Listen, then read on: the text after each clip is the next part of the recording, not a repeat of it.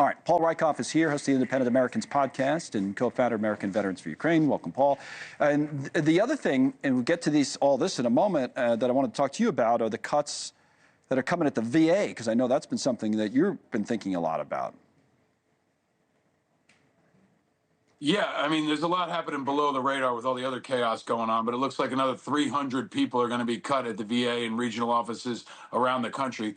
They say they're related to the payroll processing, which may sound good in terms of efficiency, but if you're a VA employee waiting for your paycheck, it probably doesn't give you a lot of confidence. It's a small saving, $15 million, which I think they're going to make it sound like it's a lot more, but in a budget of $300 billion, Connell, this is not really going to make much of a dent in the overall efficiency. Now, what do you make of these? I see some of the VA numbers there, these leakers we were talking about. I mean, the bigger story, I mentioned it in passing, but going back to that day when we thought Elon Musk was going to get briefed on our war plans, contingency war plans for China, and that was called off, and the president reportedly said, what's Elon doing there? And next thing you know, these guys are being escorted out of the building.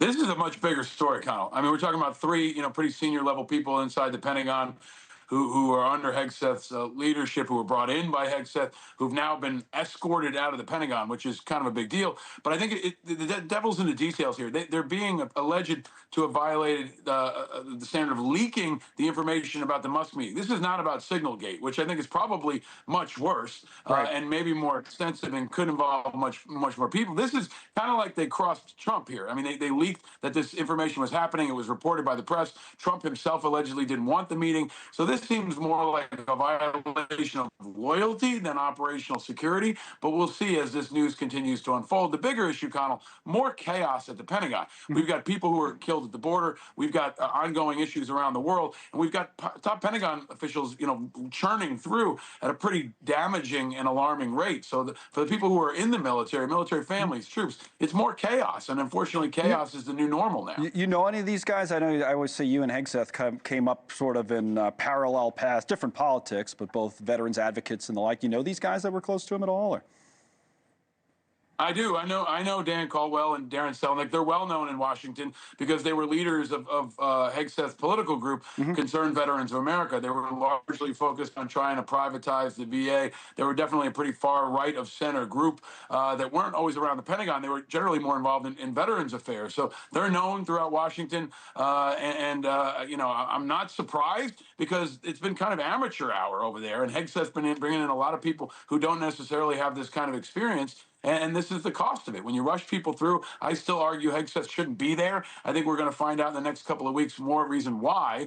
And I think he should resign. I mean, this is absolutely unacceptable. The people around him shouldn't be held to a lower standard than he is. And if they're out, the question's got to be, why isn't he out too?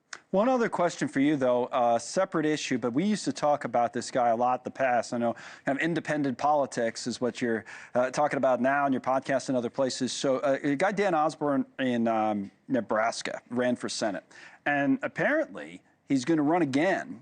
And there was a poll out that it might be looking like he has a pretty good chance. I mean, if that's true, what do you think this says kind of about the political environment that we're in right now? There's the numbers potentially going up against Ricketts. Yeah, I talked to Dan last week, and I've been an outspoken supporter of him. I think it showed that last year's run was the tip of the iceberg. I mean, he took on an incumbent. He was kind of a late arrival. Nobody really knew who he was, and he ended up only losing by 6% to a well-entrenched, well-funded incumbent. Now he's going up against the other incumbent, who is a billionaire, Ricketts, who owns the Chicago Cubs. This is probably a good time for an independent populist Navy vet to be taking on a billionaire, and I think it shows that there are more and more independent veterans that want to run. I've talked to as many as 5 or 6 who might want to run in the next cycle, and hundreds that want to run for Congress. Outside of the two-party system. Yeah, outside. I mean, this is where most Americans are, and I think this is it coming to fruition.